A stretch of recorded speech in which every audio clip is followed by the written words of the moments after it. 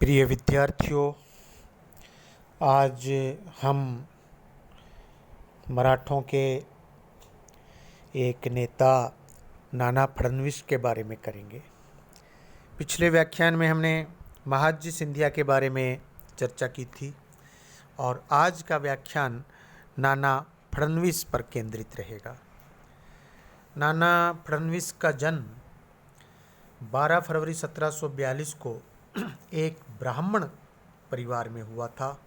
उनके बचपन का नाम बालाजी तथा उनके पिता का नाम जनार्दन था। अतः मराठा परंपरा के अनुसार वे बालाजी जनार्दन कहे जाते थे।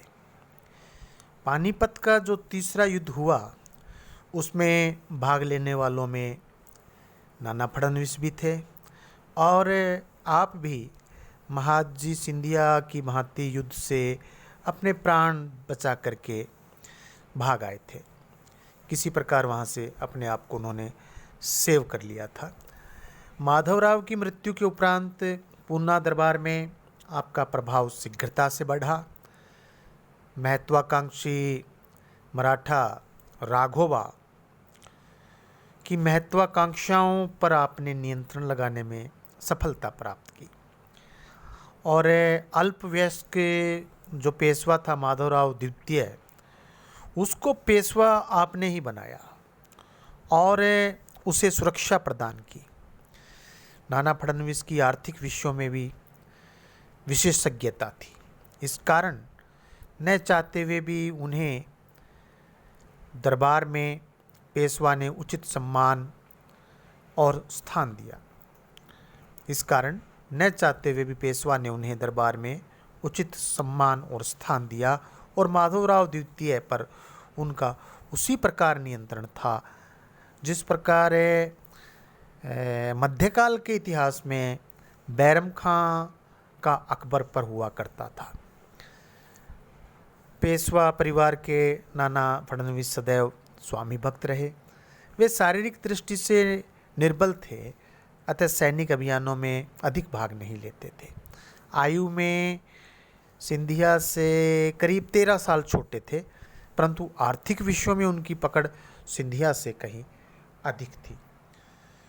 नाना फडणवीस की उपलब्धियों के बारे में यदि हम बात करें तो पहली उपलब्धि पेशवा पद की सुरक्षा। 1772 में जब पेशवा माधवराव पंचतत्व को प्राप्त हो गया, देहावसान हो गया, तो उसका चाचा राघोबा पेशवा का पद पाने के लिए आतुर हो उठा, क्योंकि जो मृत पेशवा था उसके कोई पुत्र नहीं था। परंतु माधवराव का जो छोटा भाई नारायण राव वो पेशवा बनने में सफल हो गया। इस पर महत्वाकांक्षी राघोबा, जिसका नाम तो असल में रघुनाथ राव था, महत्वाकांक्षी राघोबा ने 1773 में उसका वध करवा दिया और स्वयं पेशवा बन बैठा। उस विश्वासघाती से मराठा सरदार अप्रसन्न हो गए। कोई खुश नहीं था। नाना फडणवीस ने राज्य के प्रशासन संचालन हेतु उस समय एक समिति बनाई जिसका नाम 12 भाई समिति का उन्होंने गठन किया। इस समिति ने राघोबा है को पेशवा पद से अलग कर दिया और इसी समिति के माध्यम से नाना फडणवीस ने प्रशासनिक सत्ता अपने हाथों में ले ली। यानी कि मराठों में स्पष्ट फूट है, तो इसके नेतृत्व में उन्होंने राघोबा को जो है वो पेशवा मानने से इनकार कर दिया। भाग्यवश माधवराव जो कि मृत पेशवा था, उसकी विधवा पत्नी गंगाबाई के एक पुत्र उत्पन्न हो गया। उस अल्पवयस्क पुत्र को माधवराव द्वितीय के नाम से पेशवा बनाने का श्रेय नाना फडणवीस को ही जाता है। उस अल्पवयस्क पेशवा माधवराव द्वितीय को हटाने के लिए राघोबा ने बहुत प्रयास किए, परंतु नाना फडणवीस उसका सुरक्षा कवच बना रहा। वास्तव में मराठा साम्राज्य का अंतिम रक्षक नाना फडणवीस ही माना जाता है। उसकी राजनीतिज्ञ कौशल की प्रशंसा करते हुए इतिहासकार ग्रांट डफ ने लिखा है कि नाना फडणवीस वास्तव में एक महान राजनीतिज्ञ था।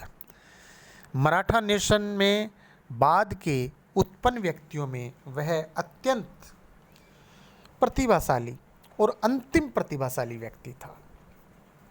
18 वर्ष की आयु में माधवराव द्वितीय भी निसंतान चल बसा तो नाना फडणवीस ने राघोबा के ज्येष्ठ पुत्र बाजीराव को पेशवा बनाने का प्रस्ताव माधवराव द्वितीय की पत्नी के समक्ष रखा। इस प्रस्ताव के पीछे निसंदेह उसका स्वयं का भी स्वार्थ था, परंतु इसके पीछे मूल कारण यह था कि माधवराव द्वितीय ने मरने से पूर्व बाबूराम फड़के के सामने बाजीराव को पेशवा बनाने की इच्छा व्यक्त की थी। हालांकि पेशवा बनने के उपरांत बाजीराव द्वितीय ने नाना फडणवीस को पद से हटाकर बंदी बना लिया था, परंतु नाना फडणवीस को बाद में बंदी गृह से रिहा भी कर दिया गया और उनका ओहदा भी वापस लौटा दिया गया। इस प्रकार नाना फडणवीस अपनी मृत्यु यानी कि 1800 ईस्वी तक पेशवा पद के प्रति स्वामी भक्त बना रहा। अब हम इस बात को हाईलाइट करना चाहते हैं कि नाना फडणवीस की राज्य के प्रति क्या दायित्व, क्या प्रति जो है उनकी आवश्यक जो सेवाएं रही, क्या किस किस ढंग से क्या किया उन्होंने, उसको थोड़ा बिंदुवार मैं हाईलाइट करूंगा आपके सामने। पहला ये कि माधवराव की पेशवा के रूप में स्थिति सुदृढ़ करना। दूसरा, राघोबा की कुचेष्टाओं पर नियंत्रण रखना। तीसरा, प्रथम मराठा आंग्ल युद्ध में मराठों की प्रतिष्ठा को बचाना। चौथा, टीपू सुल्तान को पराजित कर उसके प्रदेशों पर अधिकार करना। पांचवा, निज़ाम को खरदा के युद्ध में पराजित कर मराठा राज्य को सुरक्षित करना। और अंतिम छठा, मराठा संघ में एकता बनाए रखने का प्रयास करना। तो ये इसकी प्रमुख मतलब बातें, प्रमुख सेवाएं मराठा राज्य के प्रति जो इन्होंने अपने जीवन में की। अब यदि हम नाना फडणवीस की सैनिक उपलब्धियों की बात करें तो सबसे पहले अंग्रेज़ों के संदर्भ में बात करते हैं। सालबाई की संधि से पूर्व नाना फडणवीस अंग्रेज़ों के कट्टर विरोधी थे। इसी कारण जब रघुनाथ राव बम्बई काउंसिल की शरण में गया तो उन्होंने इसका विरोध किया। बम्बई काउंसिल यानी अंग्रेज़ों की शरण। परंतु विरोध करने के साथ साथ वह अंग्रेज़ों की सैनिक शक्ति से भी परिचित थे। अब मैंने ऊपर आपको बताया ना कि इतिहासकार ग्रांट डफ ने लिखा है कि वो महान राजनीतिज्ञ था। तो जो राजनीतिज्ञ, कूटनीतिज्ञ होते हैं वो अपने विरोधियों की शक्ति को भी पहचान जाते हैं। तो ये भी अंग्रेज़ों की शक्ति से परिचित है। अतः अंग्रेज़ों का मुकाबला करने से पूर्व उन्होंने निज़ाम और हैदर अली के साथ एक अलाइनमेंट बनाया, एक त्रिकोण, एक गुट बनाया, परंतु यह गुट सफल नहीं रहा। इस प्रथम मराठा आंग्ल युद्ध के दोनों चरणों में उन्होंने ही प्रमुख भूमिका निभाई, परंतु सालबाई की संधि के उपरांत वे भी अंग्रेज़ों के समर्थकों में हो गए। दक्षिण भारत में उनका प्रभाव बना रहा, जबकि महादजी सिंधिया का प्रभाव उत्तरी भारत में बना रहा। ये सालबाई की जो संधि से मराठों में नाना फडणवीस और सिंधिया दोनों का प्रभाव स्थापित हो गया था। अंग्रेज दोनों मराठा सरदारों के साथ डीलिंग करते थे, परंतु नाना अपने प्रभाव में सिंधिया को बाधक समझने लगे थे। अतः वे अपने प्रभाव को स्थायी रखने की दृष्टि से अंग्रेज़ों की ओर अधिक झुक गए। इसी कारण उन्होंने इस संधि के उपरांत मालेट, एक जो अंग्रेज़ अधिकारी था, मालेट को अपने यहाँ रेजिडेंट के रूप में रख लिया और सिंधिया ने इसका विरोध किया, परंतु स्वार्थ सिद्धि में व्यस्त नाना ने इस विरोध की ओर ध्यान नहीं दिया और मालेट ने अपने 10 वर्ष के कार्यकाल में मराठों के साथ संबंध सुदृढ़ करने तथा वहां अंग्रेज़ों के महत्व व सम्मान बढ़ाने में सफलता प्राप्त की। सालबाई की संधि के बाद अंग्रेज़ों ने दक्षिण की अन्य दो शक्तियों की ओर ध्यान दिया। 1789 में जब उन्होंने टीपू सुल्तान के विरुद्ध अभियान आरंभ किया तो नाना फडणवीस ने टीपू सुल्तान के विरुद्ध अपने नवीन मित्र अंग्रेज़ों का साथ दिया। इसी प्रकार उसने चौथे मैसूर युद्ध में भी टीपू सुल्तान के विरुद्ध अंग्रेज़ों का साथ दिया। निसंदेह टीपू सुल्तान समाप्त हो गया और उसके विनिष्ट राज्य का कुछ भाग मराठों को भी मिला, परंतु इसके दूरगामी परिणाम मराठा राज्य के लिए घातक सिद्ध हुए। टीपू के पराभव से दक्षिण में शक्ति संतुलन अंग्रेज़ों की तरफ हो गया और निज़ाम भी निरंतर अंग्रेज़ों के जाल में फंसता चला गया। तो ये इनके अंग्रेज़ों के साथ में नाना फडणवीस का। अब नाना फडणवीस और टीपू सुल्तान के बारे में मैं आपको बताऊं कि अंग्रेज़ों के साथ संधि करके यदि नाना फडणवीस मराठा राज्य को विस्तृत करने में व्यस्त हो गया तो उधर महत्वाकांक्षी टीपू सुल्तान अपने मैसूर राज्य के विस्तार में लगा रहा। 1785 में टीपू ने नारगुंद पर अधिकार कर लिया और यह जो स्थान है यह एक ब्राह्मण के अधिकार में था। ब्राह्मण होने के नाते नाना इसको सहन नहीं कर सका। उसने इसमें निज़ाम व अंग्रेज़ों की सहायता लेने का प्रयास किया, परंतु सफलता नहीं मिली। इस पर स्वयं ने हीरापंत के नेतृत्व में एक सेना टीपू सुल्तान के विरुद्ध भेजी। तुकोजी होलकर व मुदाजी भोसले ने भी इस अभियान में सैनिक सहायता दी और टीपू को पराजित होना पड़ा और उसने मराठों से संधि कर ली। इस संधि के परिणाम स्वरूप उसने मराठों को 45 लाख रुपया तथा बदामी और नारगुंद के प्रदेश लौटा दिए। इसके अलावा टीपू सुल्तान ने मराठा के जिन प्रदेशों पर अधिकार कर लिया था वे भी उसने लौटा दिए, परंतु इस संधि से मराठा और मैसूर में कोई मैत्री स्थापित नहीं हो सकी। अब हम बात करते हैं नाना फडणवीस और निज़ाम। भाग्यवश से 1794 में नाना फडणवीस का प्रमुख प्रतिद्वंदी महाजी सिंधिया इस लोक से विदा हो गया। इससे मराठा राजनीति पर एकमात्र प्रभाव नाना फडणवीस का रह गया।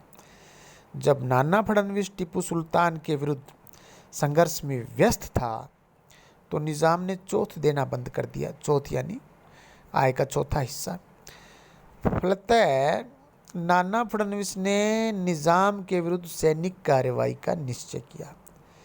मराठा संघ ने भी इसकी पर्याप्त सहायता की। दौलतराव सिंधिया, तुक्कोजी होलकर तथा गायकवाड़ ने इसमें पेशवा के नेतृत्व में लड़ने का निर्णय लिया। उधर निज़ाम ने अंग्रेज़ों से सहायता की याचना की, परंतु जो उस समय अंग्रेज़ हैं वो हस्तक्षेप की नीति, पॉलिसी ऑफ नॉन इंटरवेंशन की पर उनका रुझान हो गया था कि हम किसी राज्य यहाँ के हस्तक्षेप नहीं करेंगे, तो उन्होंने सहायता देने से इनकार कर दिया। खरदा नामक स्थान पर दोनों पक्षों में 1795 में युद्ध हुआ। युद्ध में निज़ाम की करारी हार हुई। पराजित निज़ाम को अपने कई महत्वपूर्ण प्रदेश मराठों को लौटाने पड़े। इस विजय ने मराठों में नाना फडणवीस की प्रतिष्ठा को और बढ़ा दिया। अगला नाना फडणवीस और पूना। और पूना में उस समय कलह चल रहा था। पूना के दरबार में नाना फडणवीस का महत्व तो सालबाई की संधि के उपरांत ही बढ़ गया था और इसके ऊपर बाद में दिन प्रतिदिन बढ़ता गया। यहाँ तक कि पेशवा माधवराव द्वितीय को उसने अपने पूर्ण नियंत्रण में लिए रखा था। खरदा के युद्ध में पेशवा भी उपस्थित था। इस अवसर पर पेशवा ने भावी पेशवा बाजीराव द्वितीय से संपर्क स्थापित करने का प्रयास किया। इसकी खबर जब नाना फडणवीस को लगी तो आपको यह जानकर आश्चर्य होगा कि उसने पेशवा को युद्ध भूमि में बुरी तरह फटकारा।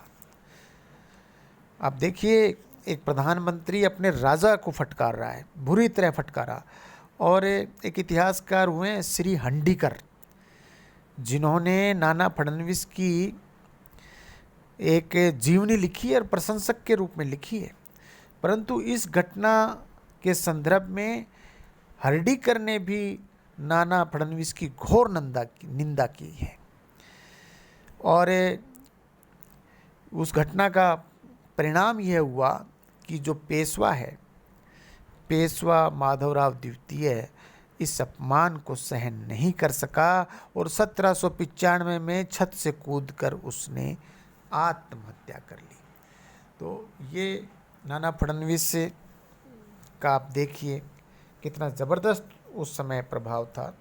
अब पेशवा का प्रश्न, जो माधवराव द्वितीय की मृत्यु पर भी मराठा संघ में उसी प्रकार अशांति व आशंकाएं फैल गई थी जैसा माधवराव प्रथम की मृत्यु पर फैली थी। माधवराव द्वितीय 18 वर्ष की आयु में निसंतान परलोक सिधार गया था, परंतु उसने अपने जीवन काल में राघोबा के पुत्र बाजीराव को पेशवा बनाने की इच्छा व्यक्त कर दी थी। दौलतराव सिंधिया भी इसका समर्थक था। इस सिंधिया के समर्थन से नाना फडणवीस बाजीराव का विरोधी बन गया। सिंधिया परिवार से नाना फडणवीस का मनमुटाव सालबाई की संधि के बाद ही हो गया था। अब उसकी इच्छा थी कि मृत पेशवा की पत्नी बाजीराव के कनिष्ठ चिमाजी को गोद लेकर उसे पेशवा बना दे। वैसे तो नाना फडणवीस राघोबा परिवार के विरुद्ध था, परंतु चिमाजी क्या है, उस समय अल्पवयस्क था और नाना ने सोचा कि यह अल्पवयस्क भी उसके नियंत्रण में बना रहेगा और वो अपनी सत्ता उसके पास में कायम रहेगी। परंतु मृत पेशवा की पत्नी यशोदाबाई ने इसका विरोध किया। नाना फडणवीस की यहाँ पर जो है वो नहीं चली। और अब उधर जो पेशवा बाजीराव द्वितीय है, उसने फडणवीस को अपना मुख्यमंत्री बनाने का आश्वासन दे दिया, तो फिर फडणवीस ने बाजीराव को अपना पेशवा जो है वो स्वीकार कर लिया। इस प्रकार राघोबा का पुत्र बाजीराव ही पेशवा बना और वह बाजीराव द्वितीय के नाम से जाने लगा। अब 1795 से 1800 के बीच नाना फडणवीस की जो प्रशासनिक योग्यता है उस पर हम चर्चा करेंगे। नाना फडणवीस से मैंने पहले बताया है आपको कि आर्थिक मामलों में दक्ष था, राजनीति में बड़ा कूटनीतिज्ञ था। माधवराव द्वितीय के काल में वह सत्ता तथा धन का बड़ा लोभी हो गया था। इस समय तक उसके पास करोड़ों रुपया जमा हो गया था। अतः वह बाजीराव द्वितीय के शासनकाल में अपनी अर्जित करोड़ों की पूंजी भी सुरक्षित रखना चाहता था और साथ में अपनी सत्ता भी। परंतु बाजीराव द्वितीय भी नाना फडणवीस की अकल को समझ रहा था। पेशवा बनने तक तो वह नाना फडणवीस का कृतज्ञ बना रहा और सत्ता संभालते ही उसने नाना से मुक्त होने का प्रयास प्रारंभ कर दिया। पूना के आंतरिक झगड़ों की निज़ाम को भी पूरी जानकारी थी। उसने पेशवा दरबार की निर्बलता का लाभ उठाना चाहा। अतः 1795 में खर्दा की पराजय से उसने जो प्रदेश खो दिए उसने उन्हें प्राप्त कर लिया। इससे नाना फडणवीस की प्रतिष्ठा को धक्का लगा और पूना दरबार में 1797 से उसके विरुद्ध षड्यंत्र रचे जाने लगे। बाजीराव द्वितीय एक विद्वान भी था, बुद्धिमान भी था, सुंदर भी था, अच्छी हैंडसम पर्सनालिटी, परंतु वह अपने पिता की भांति षड्यंत्र रचने व कुचक्र चलाने में भी बड़ा प्रवीण था। इधर 1797 में नाना का परम समर्थक तुक्कोजी होलकर पंच तत्व को प्राप्त हो गया। उधर पेशवा ने दौलतराव सिंधिया की सहायता से नाना फडणवीस के विरुद्ध षड्यंत्र तेज कर दिए। 1797 में नाना फडणवीस के प्रतिद्वंदी दौलतराव सिंधिया ने पेशवा के इशारे पर अपने फ्रेंच सेनाधिकारी माइकल फिलोस के द्वारा नाना फडणवीस को बंदी बनवा लिया। माइकल फिलोस ने नाना फडणवीस को बंदी बना लिया। नाना के स्थान पर सिंधिया ने अपने ससुर सर्जा राव घाटे को नियुक्त किया। अब नया मुख्यमंत्री कौन है? सर्जा राव घाटे। और नए मुख्यमंत्री ने नाना फडणवीस से धन वसूली के आदेश दे दिए, क्योंकि इस समय पेशवा की आर्थिक स्थिति बहुत दयनीय थी, तो ये एक अच्छा जरिया था धन प्राप्त करने का। सर्जा राव ने नाना के संचित धन को तो लूटा, पर साथ में पूना निवासियों से भी बड़ी निर्दयता से धन वसूला गया। लोगों को जो नादिर शाह की लूट हुई थी हिंदुस्तान में, वो उसका स्मरण होने लगा और पूना शहर में आतंक का राज्य स्थापित हो गया। इसका परिणाम यह हुआ कि पूना के लोगों की सहानुभूति नाना के प्रति हो गई और सिंधिया और उसका जो ससुर है वर्तमान मुख्यमंत्री सर्जा राव के, वो लोग खिलाफ हो गए। बदले वातावरण और बदली हुई फिजाओं को देखकर पेशवा बाजीराव द्वितीय ने समय को पहचानते हुए नाना फडणवीस को 1798 में जेल से मुक्त कर दिया। परंतु अब नाना का स्वास्थ्य दिन प्रतिदिन गिरने लगा और उसके बाद में जो 2 साल वो जिया 1800 तक, कोई विशेष उल्लेखनीय समय जो है वो उसका नहीं रहा। सिंधिया घराने में गृह कलह प्रारंभ हो गई। उधर शिवाजी के वंशज शाहू द्वितीय ने सतारा में विरोध का झंडा खड़ा कर दिया, दक्षिण भारत को लूटना प्रारंभ कर दिया। इसी अंतराल में सिंधिया और होलकर में पुरानी शत्रुता प्रबल हो गई। जसवंत राय होलकर ने सिंधिया के प्रदेशों पर छापा मारना प्रारंभ कर दिया।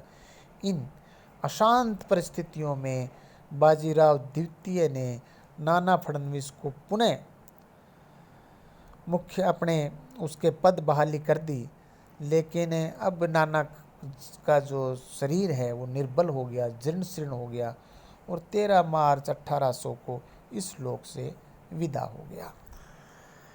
अब यदि हम नाना फडणवीस का मूल्यांकन करें तो शारीरिक रूप से वो लंबे कद का था, परंतु शरीर उसका दुबला पतला, हालांकि परिश्रमी था, गंभीर व्यक्ति था, अल्पभाषी था, अपने रहस्यों को गुप्त रखने में दक्ष था, कार्यकुशलता में निपुण था, कूटनीतिज्ञ एवं दूरदर्शी होने के साथ साथ कठिन से कठिन समस्या का समाधान करने में सफल हो जाने वाला था। ब्राह्मण कुल में उत्पन्न एक कट्टर ब्राह्मण था। टीपू के साथ उसका संघर्ष ही एक ब्राह्मण देसाई के प्रदेश को बचाने के कारण हुआ था। इसीलिए कप्तान ब्राउनिंग ने तो यहाँ तक कहा है कि नाना की मृत्यु के साथ ही पूना में ब्राह्मण राज्य समाप्त हो गया। नाना फडणवीस प्रत्येक कार्य का रिकॉर्ड रखता था, प्रत्येक समस्या की वह पूर्ण जानकारी प्राप्त करके ही उसका समाधान करने का प्रयास करता था। उसमें उच्च कोटि की मानसिक प्रतिभा थी, एक दूरदर्शी राजनीतिज्ञ था। उसकी यह दूरदर्शिता सालबाई की संधि में स्पष्ट झलकती है। नाना फडणवीस की जीवनी श्री हर्डीकर ने लिखी है। लेखक ने नाना के चरित्र पर एक समालोचक की दृष्टि के रूप से दृष्टि डाली है। हर्डीकर ने नाना की तुलना एक विशाल वट वृक्ष से की है, जिसकी विस्तृत छाया में मराठा राज्य तो फलीभूत हुआ, पर अन्य शक्ति इसी प्रकार नहीं पनपी जिस प्रकार वट की छाया में अन्य वृक्ष नहीं पनपते। उपयुक्त गुणों के साथ साथ नाना में चारित्रिक दुर्बलताएं भी थीं। वह कठोर होने के कारण व्यवहार कुशल नहीं था, इसलिए वह सच्चा देशभक्त होते हुए भी जनसाधारण का प्रेम भाजन नहीं बन सका। कठोर प्रशासक होने के कारण उसके कई शत्रु हो गए और नाना को मौत की घाट उतारने के अनेक बार प्रयास हुए। जिस प्रकार वह अपने शत्रु के पीछे हाथ धोकर पड़ जाता था, उसी प्रकार इसके शत्रु भी इसके पीछे हाथ धोकर पड़ गए थे। महत्वाकांक्षी होना कोई बुरा गुण नहीं है, पर नाना आवश्यकता से अधिक महत्वाकांक्षी था। इस पर भी इसकी महत्वाकांक्षाएं दक्षिण भारत तक ही सीमित रहीं। सत्ता व धन दोनों का वह पुजारी था। अपनी सत्ता बनाए रखने हेतु वह कुछ भी कर सकता था। सत्ता का तो वह इतना लोलुप हो गया था कि खर्दा के मैदान में वह अपने स्वामी माधवराव द्वितीय का अपमान करने से भी नहीं चूका। अपने प्रशासन काल में उसने 9 करोड़ रुपया अर्जित किया। अपने इस धन को बचाए रखने की दृष्टि से ही माधवराव द्वितीय की मृत्यु पर पहले उसने बाजीराव द्वितीय को पेशवा पद के लिए समर्थन नहीं किया, परंतु जब उसे मुख्यमंत्री के पद का आश्वासन मिल गया तो उसको पेशवा बना दिया। अतः एक प्रकार से वह सिद्धांतहीन व्यक्ति था। द्वेष और प्रतिकार की भावना उसमें कूट कूट कर भरी थी। केवल द्वेष के कारण ही वह उत्तरी भारत में सिंधिया की उपलब्धियों से प्रसन्न होकर उससे द्वेष करता, उससे जलता था। जब सिंधिया 10 वर्ष उपरांत दक्षिण में आया तो नाना को यह शंका होने लगी कि यह मेरी सत्ता छीनने आया है। अतः उसके पराभव का वह प्रयास करने लगा। उनके आपसी झगड़े से मराठा संघ को बहुत बड़ा अहित हुआ। इसीलिए नाना फडणवीस को मराठा संघ का विनाशक भी माना जाता है। उसके प्रशासन के अंतिम वर्षों में वे सब परिस्थितियां निर्मित हो चुकी थीं जो मराठा शक्ति के पतन का एक प्रमुख कारण मानी जाती है। इसीलिए उसकी मृत्यु हो जाने पर ब्रिटिश रेजिडेंट पामर ने अपने गवर्नर जनरल को संदेश भेजा था कि नाना के साथ मराठा शासन का समस्त विवेक और संयम चला गया है। इस प्रकार ये नाना फडणवीस, जिसकी हमने उपलब्धियों का, जिसके गुणों का, जिसके दुर्गुणों का हमने अभी अध्ययन किया है, अभी चर्चा की है। और यह बात भी सही है कि यह मराठा संघ का मराठों का अंतिम योग्य व्यक्ति था वास्तव, और एक महान राजनीतिज्ञ था। और यह बात भी सही है कि उसके जीवन काल के अंतिम सालों में मराठा पतन के जो है वो कारण तैयार हो चुके थे। धन्यवाद।